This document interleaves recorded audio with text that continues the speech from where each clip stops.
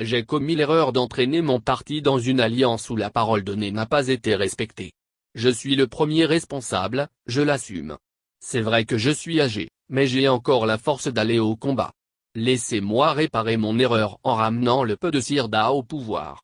Je ne suis peut-être pas le candidat le plus fashion, ou le plus swag, pour employer une de vos expressions de jeunes, mais je suis le plus fédérateur au sein du parti, surtout en milieu rural, l'une de nos grandes forces électorales.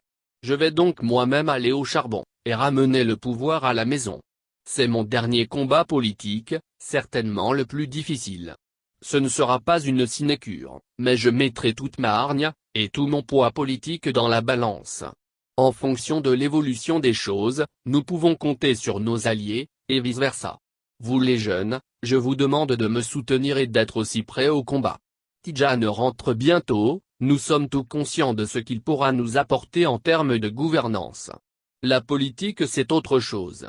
Jean-Louis, Thierry, Djenebou, Bertin, Armand, Ismaël, Jean-Yves, Cadet, et bien d'autres sont là, ce ne sont pas les compétences pour bien gouverner qui nous manquent durant les 5 prochaines années. Si nous l'emportons, on pourra également compter sur les technocrates de premier plan que nous proposerons nos alliés. Lorsque la mission sera accomplie, si les forces en cours de chemin me manquent, nous aviserons en accord avec la Constitution. Vous pouvez passer le communiqué à la presse. En ma qualité du plus jeune délégué du Peu de Sirda, l'honneur m'échoit de m'adresser à vous, en cette importante circonstance.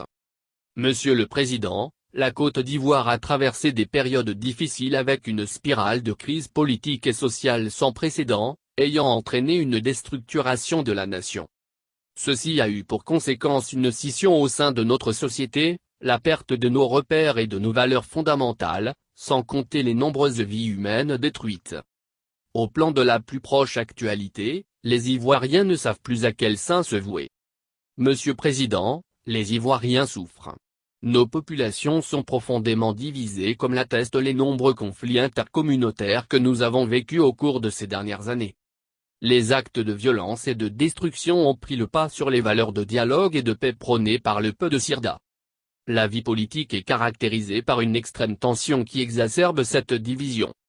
Toutes les tentatives de réconciliation menées par les pouvoirs successifs n'ont pas abouti. Au plan social, les inégalités sociales et régionales se sont accrues.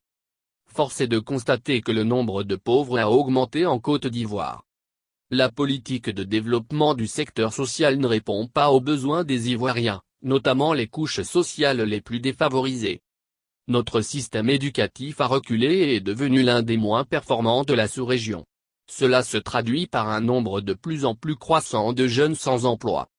Notre système de santé est défaillant et l'espérance de vie, l'une des plus faibles de la sous-région.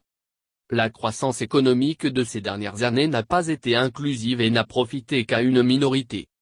Au plan sécuritaire, nous enregistrons une augmentation de la petite délinquance, du grand banditisme, du trafic de drogue et de stupéfiants. De plus, nous constatons l'apparition d'une nouvelle délinquance, celle d'une jeunesse dite en conflit avec la loi.